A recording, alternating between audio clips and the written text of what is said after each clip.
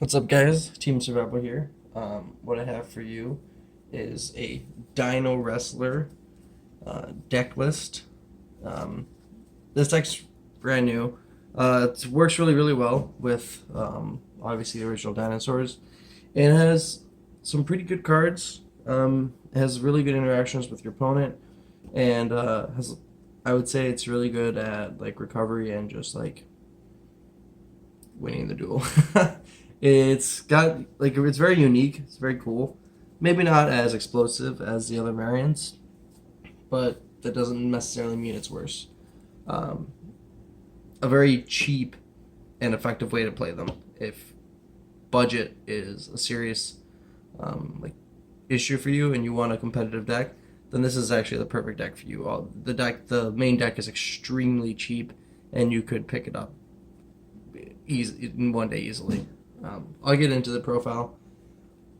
It should probably be 3 Overraptor, but I didn't have another Overraptor laying around, so I just put in Armageddon Knight because I just had a spare one. It's basically Overraptor. Not quite as good. Kind of sometimes works out a little bit better, but this should probably be 3 Overraptor. If you don't have 3 Overraptor, then you just play an Armageddon Knight in there like I'm doing. But 3 Overraptors, the call there. 1 Rex, 1 Miscellaneous, 2 babies, and 1 petite.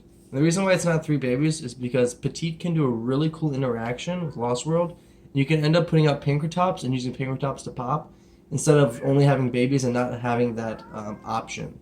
So there's just no reason not to play one of these and to play 3 baby Ceratosaurus.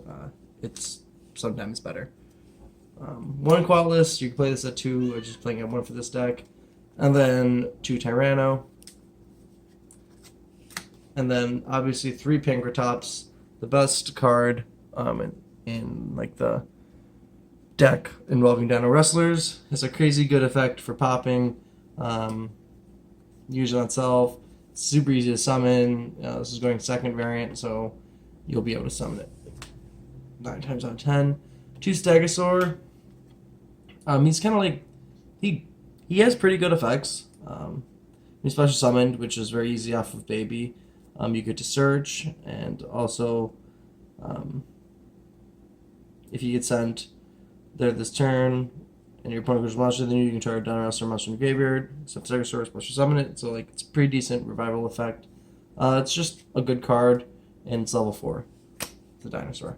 1 Capitera, because this card can send a card, which is really good. It does have to target, which kind of sucks, but if I had this and just send a card, like you can just send Colossus to grave with this. Like this card's actually pretty legit. Level 3 dinosaur. Yeah, not bad. For hand traps, we're playing 3 Droll, 2 Ogre. I have a Monster Born in this variant, just because I didn't have any more hand traps laying around. If you want to play more hand traps, go ahead. I have 5 for this.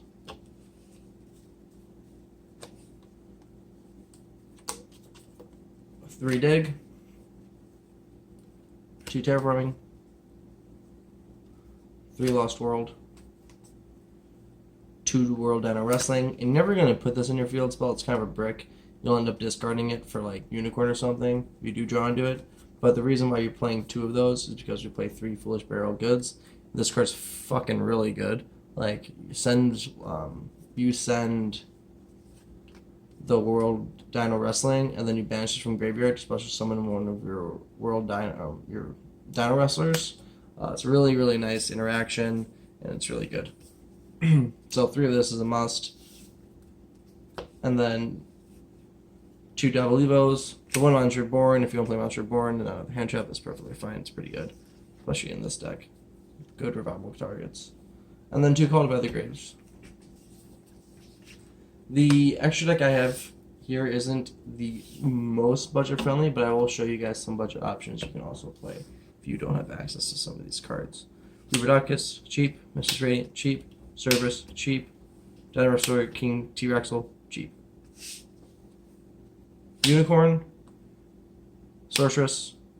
If you guys don't have access to these, you can play Deco Talker. Cards like Castell, then Topologic Bomber Dragon, and then obviously the Boral Sword, because he's really, really good in this deck. If you can't, if that's just never gonna happen, there's a card that just came out. It's like a scent. It's called Agave Dragon. It gains 200 attack for each dinosaur in the grave, so it can get up to like 4K or something. It's like if you really can't afford anything, then this is a super cheap card. Obviously, Saryuja Skull Dread's really good. I actually don't have one, so it's in my friend's deck. I gave it to him. But yeah, those are cards. Lagia Doka, Ragna Zero. This deck has a lot of access to rank 4s, so it's pretty dope. I like rank 4s. Baguska, Abyss Dweller, Drano Dragon, and the OG Exiton Knight. Don't be mistaken, this deck does really, really well against all the meta decks. You'd be surprised how well it does against Sky Strikers and Altergeist. For some reason, this variant just like kind of deals with them and hangs around and ends up winning. Sometimes it gets to the top deck with the Sky Strikers, and they're just super, super consistent, so they're probably the toughest matchup. But besides that, it just does really well. It's a sleeper, to be honest with you. It's surprisingly a good deck. So if you guys can't afford the True King variants or the obvious Thunder Dragon variants, this might be the variant for you, and it's pretty fucking good. Team Survival. Peace.